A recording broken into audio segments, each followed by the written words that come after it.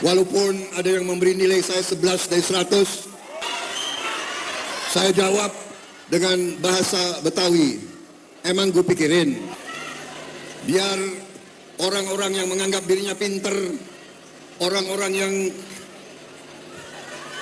merasa dirinya pinter, kita tidak jelas orang-orang itu bekerja untuk siapa, kita tidak paham, tidak mengerti. Yang jelas, rakyat Indonesia sudah mengerti siapa yang akan membela rakyat dan siapa yang akan menipu rakyat. Saya minta mandat dari rakyat. Saya minta mandat dari rakyat.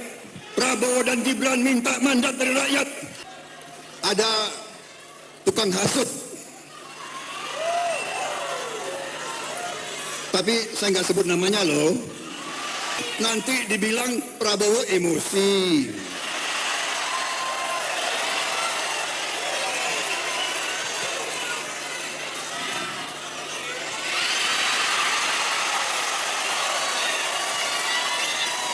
Jadi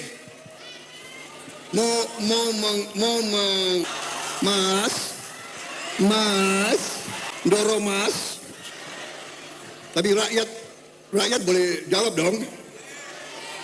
Kalau nggak pinter itu apa?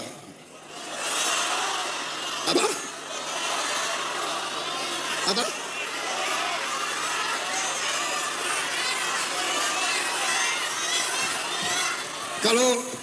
Kalau nggak pinter itu apa? Kalau sengaja menyesatkan rakyat itu apa? Oke, sekarang sudah ya.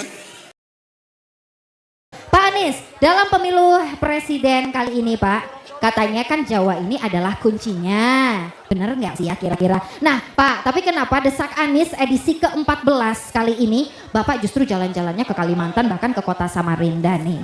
Justru Bapak jalan-jalannya ke Kalimantan Timur. Kira-kira nih Pak, gimana sih Pak? Kok malah main-main ke kota Samarinda? Padahal fokus cari suara ya di Pulau Jawa aja Pak, nggak usah di Pulau Kalimantan. Gimana sih Pak? Kenapa sih Pak? Kenapa pengen kesini tuh kenapa kira-kira? Jangan-jangan Bapak ini mau beli 500.000 hektar lahan ya Pak ya? Gimana Pak? Jangan-jangan mau beli 500.000 hektar lahan? Pak Anies, waktu menjawab 2 menit dimulai ketika Bapak bernapas. Enggak Pak, ketika Bapak berbicara. Silakan Pak Anies. Oke, terima kasih. Jadi kalau tadi dibilang bahwa kunci adalah di Jawa, karena penduduk adalah di Jawa. Mengapa justru malah datang ke Kalimantan Timur, ke Samarinda?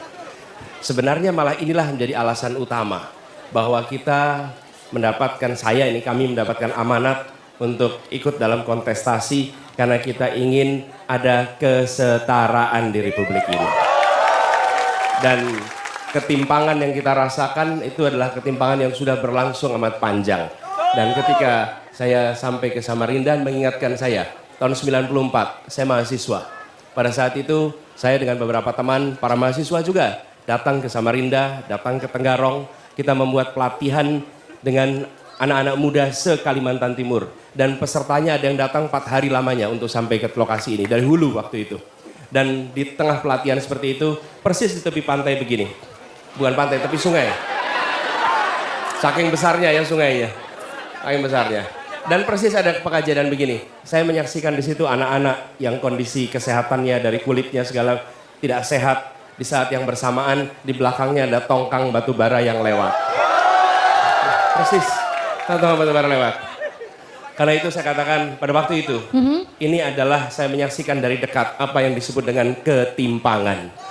Dan kita tidak ingin ketimpangan itu dibiarkan terus-menerus. Kita melihat ini harus diselesaikan. Saya kembali ke sini untuk mengajak warga di Kalimantan Timur. Mari kita bersama-sama melakukan perubahan. Sehingga ketimpangan ini kita bisa selesaikan. Luar biasa. Oke, Pak Anies. Sudah jauh-jauh Pak keliling dan kembali lagi ke kota Samarinda. Sebenarnya apa sih Pak yang mau dibangun di kota Samarinda itu Pak? Jadi begini teman-teman sekalian. Tadi kita bicara pemerataan. Dan pembangunan yang akan kita kerjakan adalah pembangunan yang memberikan kesempatan tumbuh di berbagai tempat. bukan hanya membangun satu kota, tapi membangun seluruh wilayah Indonesia. Dan itu artinya kita akan meningkatkan 40-an kota di seluruh Indonesia dan salah satunya adalah Samarinda. Ini kota yang kita kerjakan nih. Wah, Saya bahkan ini, Pak, apa nih? bahkan ini kita siapkan ini satu gambaran nih. Oke. Siap. Samarinda sebagai satu dari 40 kota maju Indonesia. Kita akan berencana membangun transportasi umum untuk di Samarinda. Translingko Sungai Mahakam. Kemudian kita akan mendorong Universitas Mula Warman menjadi pusat riset transisi energi. Sehingga di sini adalah pusat energi Indonesia. Kampusnya harus menjadi kampus riset transisi energi. Kemudian tadi pagi saya ke Pasar Segiri. Insya Allah kita akan revitalisasi Pasar Segiri. Kemudian juga bangun kampung tepi Sungai Mahakam. Lalu revitalisasi semua tempat-tempat yang kemarin menjadi lubang tambang. Revitalisasi lubang tambang. Karena ini kemudian berdampak pada banjir, bukan? Nah, lalu kawasan inovasi energi terbarukan, sekaligus juga yang tidak kalah penting adalah Stadion Palarang akan direvitalisasi. Ini juga boleh baca nih, sini. Tadi belum baca yang di sini ya. Oke.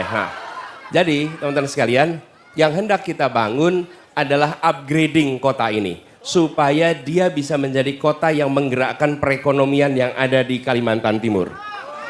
Yang tidak kalah penting untuk kawasan Kalimantan Timur, konektivitas, bagaimana transportasi air dan transportasi darat dibangun sehingga warga di mana saja bisa menjangkau ke Samarinda dengan mudah. Oke? Nah, itu kira-kira jawabnya. Waktunya habis. Luar biasa, kita kasih tepuk tangan dulu dong. Apa missing point? Justru kami bisa sampaikan di antara 3 pasangan calon presiden, semuanya harus menyusun visi dan misi. Betul ya? Nah, pasangan nomor 1 adalah satu-satunya yang menyusun visi misinya menggunakan, kalau bisa dibilang, 2 dimensi. Satu adalah dimensi sektor. Sektor itu artinya apa? Pendidikan, kesehatan, perindustrian, energi itu sektor. Nah, semua menyusun dengan sektor. Apa yang mau dikerjakan di tiap sektor. Nah, pasangan nomor 1, satu-satunya yang membuat dimensi kedua, yaitu dimensi wilayah. Apa yang dibutuhkan untuk Sumatera, apa yang dibutuhkan untuk Jawa, apa yang dibutuhkan untuk Sulawesi, apa yang dibutuhkan untuk Papua, apa yang dibutuhkan untuk Kalimantan, yang itu berbeda-beda tiap tempat. Jadi, kita jangan menganggap Indonesia itu sama. Indonesia itu memiliki variasi yang tinggi sekali. Dan disitulah ikhtiar kita untuk memasukkan, kalau istilahnya Miss Nia tadi, adalah missing point. Hal yang terlewatkan. Karena ketika kita bicara se-Indonesia, maka kita sering melewatkan urusan-urusan yang urgent di tiap-tiap daerah. Nah, caranya dengan membuat 2 dimensi. Dimensi sektor dan dimensi wilayah atau dimensi teritorial.